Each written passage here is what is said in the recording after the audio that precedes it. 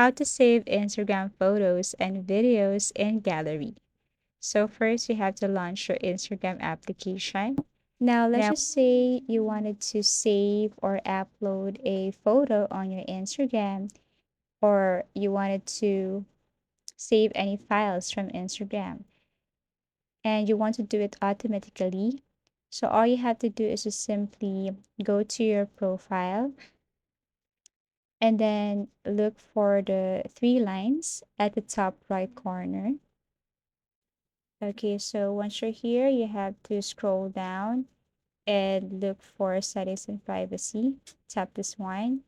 And then under settings and privacy, you have to scroll down again and then click this archiving and downloading.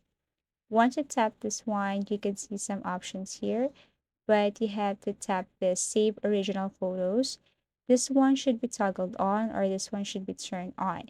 So as you can see, automatically save the unedited photos and videos taken with Instagram's feed camera to your camera roll. You can also tap the save story to gallery if you want to automatically save your story or other people's story. So that's it. That's how easy it is to save Instagram photos and videos in gallery.